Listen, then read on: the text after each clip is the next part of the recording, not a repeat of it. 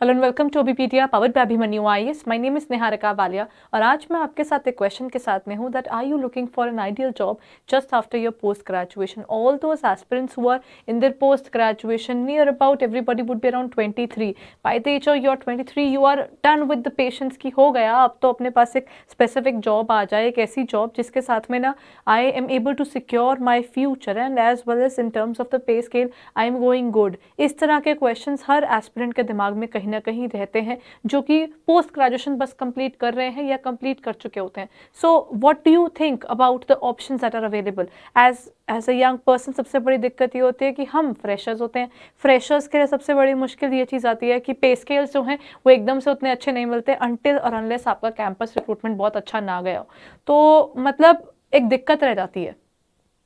अब इस दिक्कत से बाहर निकलने के तरफ एक और तरफ देखा जाए तो रिसेंटली एक प्राइवेट जॉब्स के अंदर या फिर अपने बिजनेसेस में जो लोगों को एक दिक्कत आनी शुरू हुई, specially during the pandemic, they were not able to get something out of it while the government job people they were getting their salaries while they were sitting at their own places. यानी कि कहीं ना कहीं हमें ये दिखा कि हमारे कंट्री के अंदर ना एक गवर्नमेंट जॉब और एक प्राइवेट जॉब के बीच का फर्क क्या था। गवर्नमेंट ने अपने किसी पर्सन को ले ऑफ नहीं करा था during the entire period of Covid, while कितने लोग ले ऑफ हुए थे प्राइवेट जॉब्स के अंदर।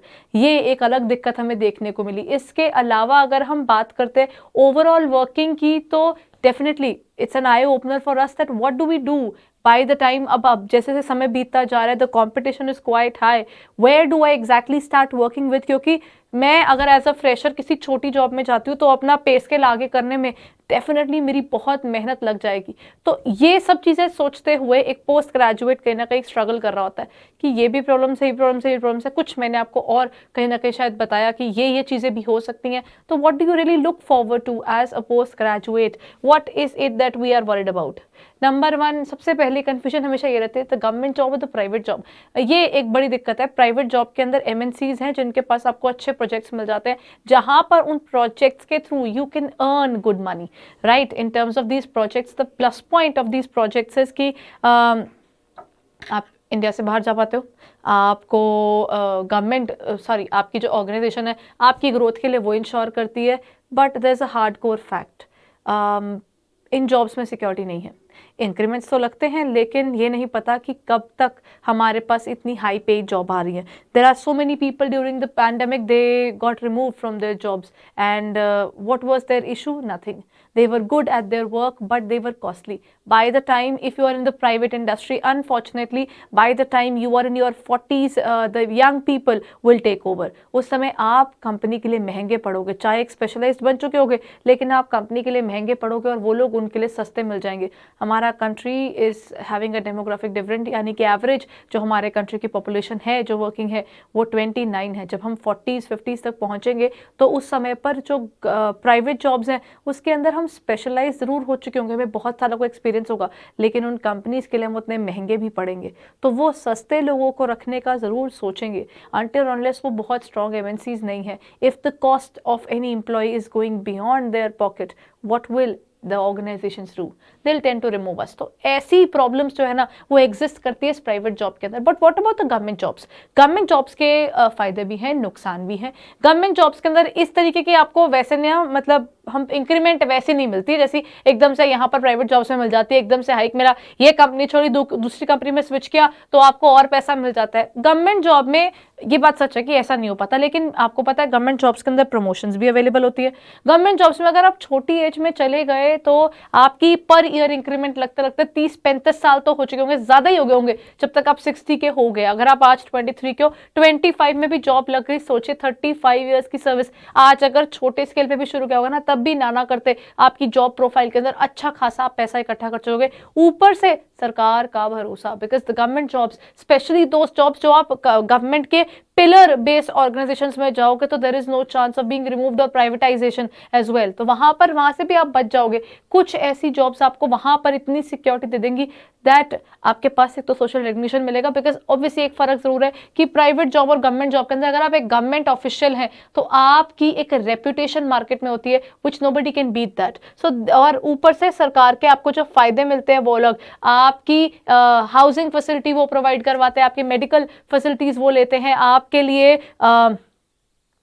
कितनी सारी चीज़ों के अंदर गवर्नमेंट की तरफ से हेल्प आती है। इनफैक्ट अब तो काफ़ी गवर्नमेंट ऑफिस में आपके बच्चों के लिए क्रचेस भी अवेलेबल है। इफ़ यू हैव किड्स तो आपके वहाँ पर आप क्रच के अंदर उसे छोड़ सकते हैं। You can look forward to your work as well as your family. और गवर्नमेंट जॉब्स का प्लस पॉइंट जो प्राइवेट जॉब्स अभी तक नहीं बीट कर पाई वो है the hours, the defined hours. In terms of the private companies where we work, वहाँ पर क्या होता है, आप सुबह जाने का टाइम होता है लेकिन आने का बहुत जगहों पर टाइम होता ही नहीं है।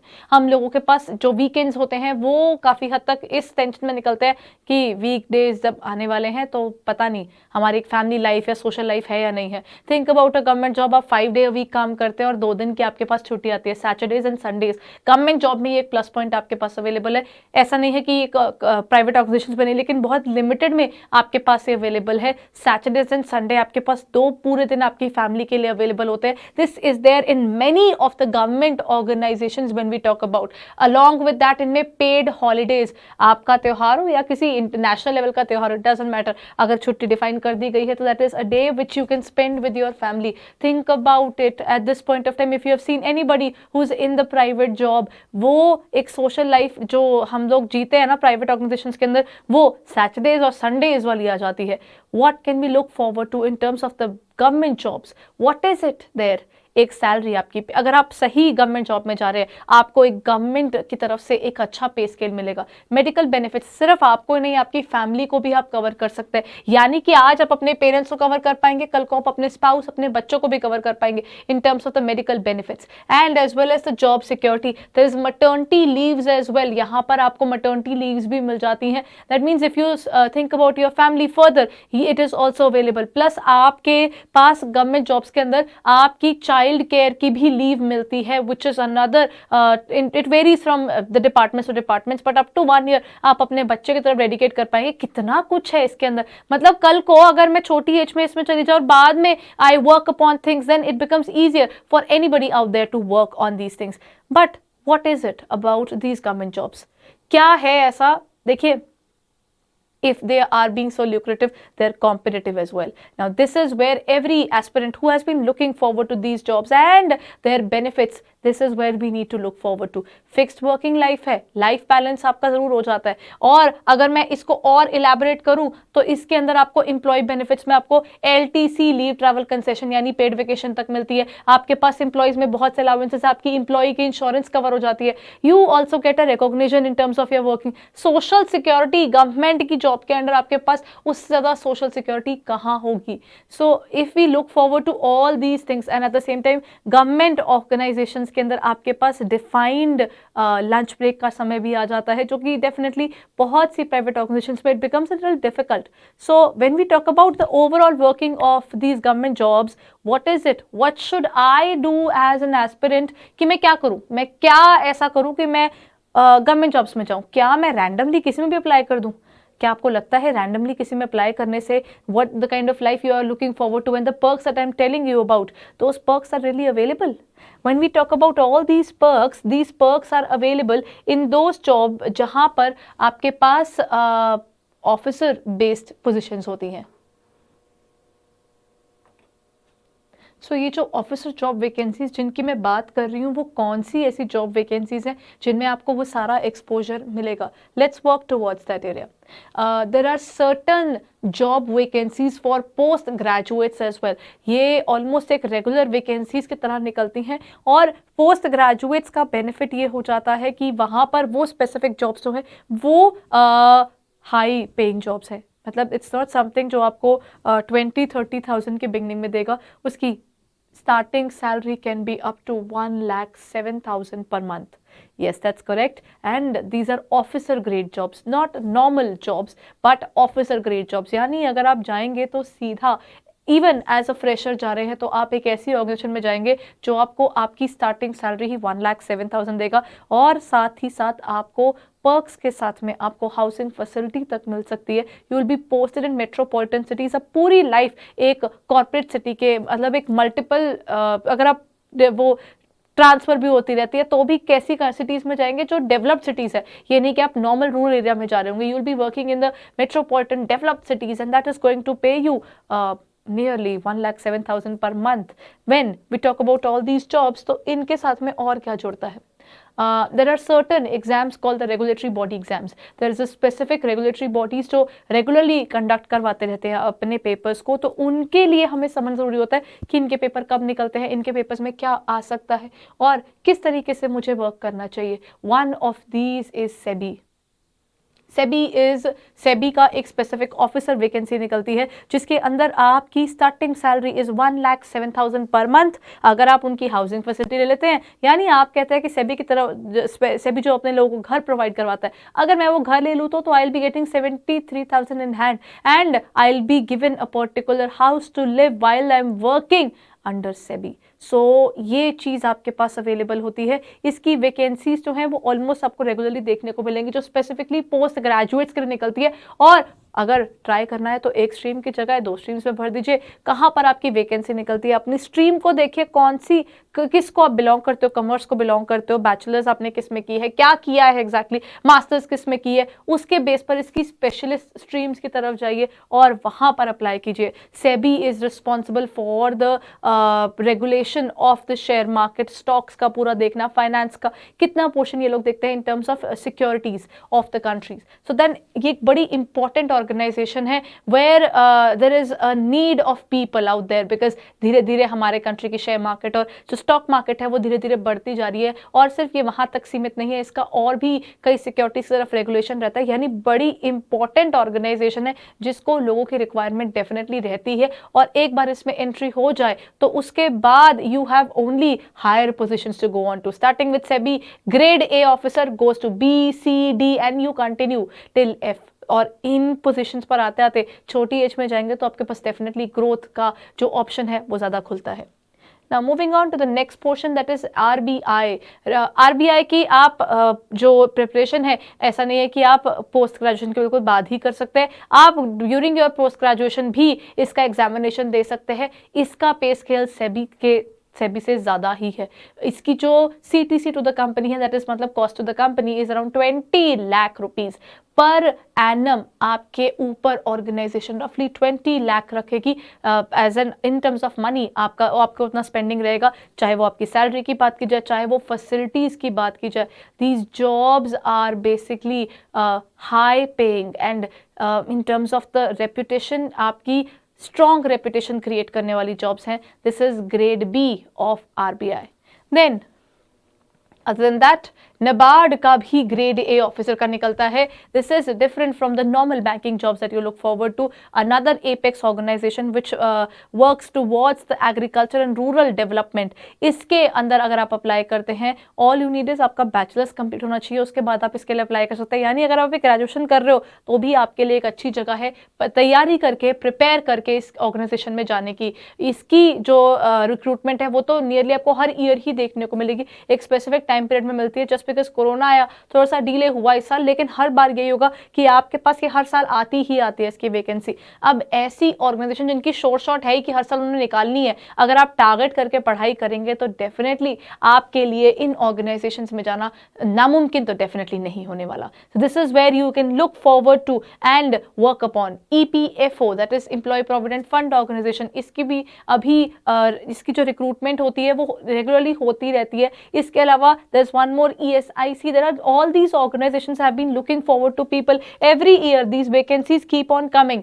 But जब हम इन सब organizations की vacancies की तरफ move on करते हैं, so the most important thing is that we know about it. Bye the time वो निकल रही हैं वो वैकेंसीज, उनका पेपर पैटर्न क्या होता है, कैसा पेपर आता है, मुझे पता होना चाहिए. तभी मैं चेक कर पाऊंगी ना कि क्या मैं उस पेपर की प्रिपरेशन अभी से करनी शुरू करूं या इसकी वैकेंसी जब निकलेगी उसके बाद से पढ़ना शुरू करूं. मेरे को क्या आता है उस पेपर के हिसाब से, क्योंकि गवर्नमेंट एग्जाम्स की प्रिपरेशन टारगेट रखकर ही करनी पड़ती है. हमारे ग्रेजुएशन पोस्ट ग्रेजुएशन से थोड़ा डिफरेंट होता है बिकॉज एक कॉम्पिटेटिव एग्जामिनेशन है. It's not only about you, many people are also preparing for these examination just like you are doing. तो आपको अपनी अपनी प्रिपरेशन एक वेल इन्फॉर्म्ड सिचुएशन में जाना होगा कि मेरे को पता हो कि क्या पेपर आता है इसका, मेरे को पता हो कि सिलेबस क्या है। अगर मैंने आरबीआई की तरफ फोकस रखा तो आरबीआई का पेपर क्या दिखता है, आरबीआई की वैकेंसीज कितनी निकलती है, मैं कैसे पढ़ना शुरू करूं। अगर मैंने सेबी की तरफ देखना है तो सेबी के पेपर में क्या आता है, कौन कौन सी वैकेंसीज है, मैं कहां पर अप्लाई करूं। अब ऐसी चीजें अगर आपको सोचनी है तो इनके लिए आपको अपने दिमाग में सही तरह के क्वेश्चंस भी डेवलप करने हैं। For that you need to go through what kind of vacancies are coming up every year, go through that, find out about all these organizations and how these vacancies are has helped so many freshers to get the perfect job they had been looking forward to. So if you are thinking to prepare for these organizations, then go and check it out. आपको यहाँ नीचे इन सब organizations की vacancies का, इनका paper pattern, इनके syllabus, उन सब की डिटेल्स मिल जाएंगी। नियरली आपको हर ईयर की बिगिनिंग के आसपास आरबीआई का तो डेफिनेटली मिलता ही है, बाकी सबके टाइमिंग में वेरिएशंस आपको फिर मिल सकती हैं, लेकिन आरबीआई आता है, नबार्ड आता है, इनके आसपास आप देख सकते हैं SEBI is about to come. ऐसे ऑर्गेनाइजेशंस की जो वैकेंसीज हैं they are recruiting people at a faster pace, then why to leave such an opportunity and stress towards an organisation where we don't even know whether we will get the social security और not. Private industry की वो दिक्कत, then go ahead if you are really looking forward to job security and social recognition. अगर आप उस तरफ सोच ही रहे हैं, अगर आपका वो सपना है, then you should really go ahead and check out these particular vacancies. आप इनकी वैकेंसीज इनके पोर्टल पर देख सकते हैं और साथ साथ हमारे पोर्टल पे भी इन सब की डिटेल्स यहाँ डिस्क्रिप्शन में अवेलेबल हैं। सो वहाँ पर go and check it out, all the details related to all these examinations regarding their paper pattern, their syllabus and how the vacancies are, their cut off क्या होती है। अगर आपको ऐसा लगता है कि आप इस बारे में जानना चाहते हैं, then go ahead and check it out. Thank you guys, and start dreaming, because at this point of time if you have a dream only then you can look forward to fulfilling it. पहले M clear करना ज़रूरी है, फिर ही आप उस तरफ बढ़ सकते हैं। तो सबसे पहला काम होता है एम की तरफ भागने के लिए सबसे पहले नॉलेज बिल्डअप कीजिए, अपने आप को ऑब्जेक्टिफाई कीजिए कि मुझे क्या करना है। मुझे जो करना है वो एक बार डिसाइड हो गया, फिर मुझे सिर्फ एग्जीक्यूट करने पर फोकस करना है। So the first and foremost point is to plan properly, and once you have planned only then you can execute it. तो execution से पहले plan को properly define करना ज़रूरी है। Thank you everyone.